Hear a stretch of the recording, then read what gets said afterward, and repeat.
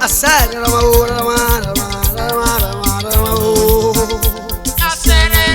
no se koyo.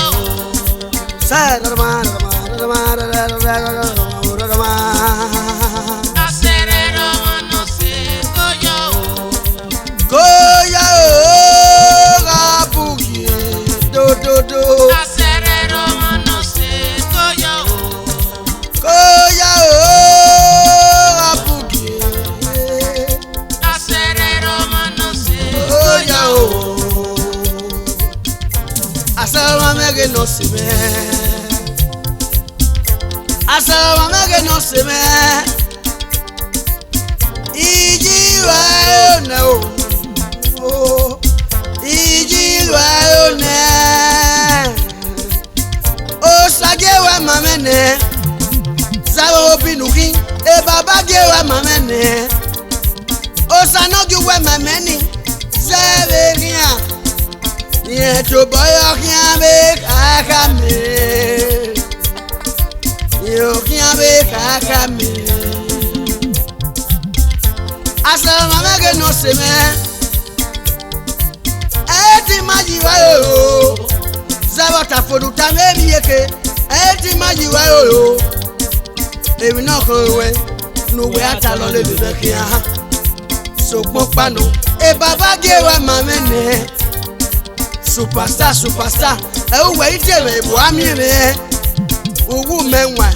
Wori kusabo tedo ya. Uga isi yeke meno wiza godo megi pe o. Uwe takobe ya sigo. Asereromwan do kowe o. Asereromwan no se koyo. Emna lele meko wade o. Emna lele meko wade. Ofie ba ine kita wo yobo no patu popo mu. Ofie ba ine kita wo yobo no patu popo mu. We atie momo. We atie mo se. We atie mo bioisa. We atie mo bioba. We atie mo biowa bi ebiga lodo atie mo biaso. Emna lele meko wade. Wo yobo wo. Eto wuna kwa o. Ina iyobo. Umu ma dede o. Egbe me bolo. Bena kwekunu kulele me. Ina iyobo. Uyobo wo mi mo wo. Eto ya kwa o. Bena kweku. Ina iyobo. Usame menwa omuku yamanu ameveli we ladnya o. Bena kwen sogoda. Ina iyobo. Ugo meki upon la wabiri o. Upon ya nyaga leliri. Bena kwen sogoda. Wage meki ume. Wabe esi amendelebe. Ina iyobo. Wage meki ume o. Wabe esi amendelebe. Usiamendelebe.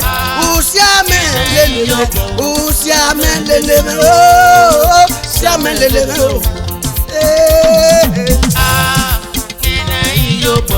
Usiamendelebe. Fuge meki umene. Ina iyobo. Same o. Esame eje dami. Oisa mete no kwa meribo. Bata mu fefe. Wasenegian no lele meko wade. Oisa mete no kwa meribo. Bata mu fefe. Wasenegian ni lele meko wade. Oisa mete no kwa meribo.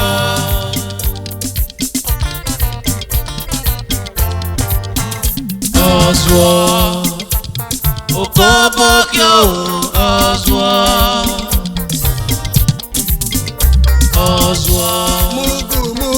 Mugu kyo, Ozuou. Weno wakobe ya yo maria sigo. Ozuou, Mugu, Okobo kyo, Ozuou. De Umenwaen do alele meji kwo. Ozuou, usema so bo wa pego.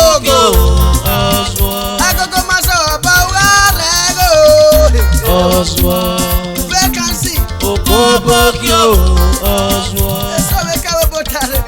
Yo arrego le menu pa we. Ozuou.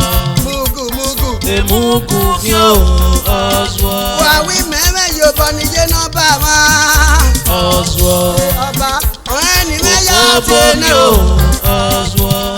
Esan area yi me o na yo. Ozuou. Oji me o me. Emugu kyo Ozuou. We no ma yega ni me ya fi osisi birigo. Ozuou. Emuju. Okobo kyo Ozuou. We no ma yega ni me ya susa o. Ozuou. Wa iye. Okobo kyo Ozuou. Okono ko wa de agbama hu o. Ozuou. Noko ede. Igo gbe o. We no wa ko be ya yo mari asigo. Ozuou. Oko na ri se ti Okobo gbama kyo hu o. Ozuou. Wa iya ti we ye. Ozuou. Mugu. Emugu kyo Ozuou. Ohun eukin ati ama gbo ma so wọn. Ozuou. Emi ya Okobo kyo Ozuou. o ma pa gogo wa kuku se. Ozuou. Wa pa elele me. Emugu kyo Ozuou. Ima yo boni je no ba ma. Ozuou. Wa wo reta. Okobo kyo Ozuou. Ima yo boni je na do ya ido. Ozuou. E di abe je ni bi ma bo kan me. Emugu kyo Ozuou.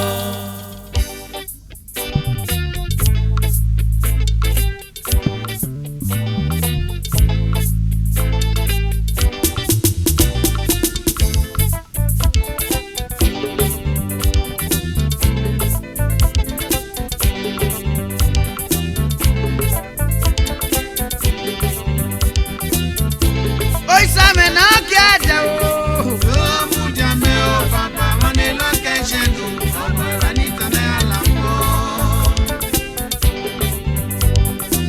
O salo po me na kiada o. Amane la ka shanu. Na ya la fo o. Oi same na kiada o.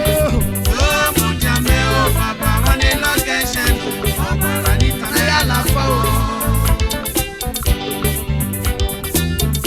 Enene ni tana ya la fo. Enene ni tana ya la fo. Enene ni tana ya la fo. O salo pa no ki adenu la onu ge ya so bubo o. La wo baba o. O isame na ki ade o.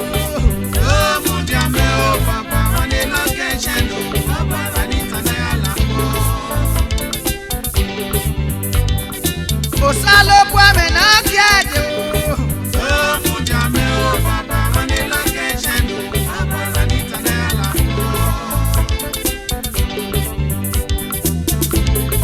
Enene ni ta o. Amanu we ma o. Enene ni ta o. Opi ami okwa ye erie. Enene ni ta o. Ogbo mi o da ye eran me o. Enene ni ta o. Ayuwa me loge ye boyo me o. Enene ni ta o. Pe bo mi o ko muso wa. Enene ni ta o. Aki we wa do eso ese o. Enene ni ta o. Ari abasu wa ba fone. So pa o.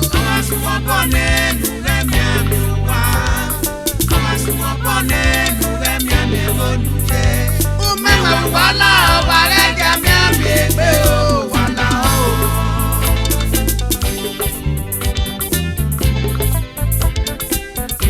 So pa o.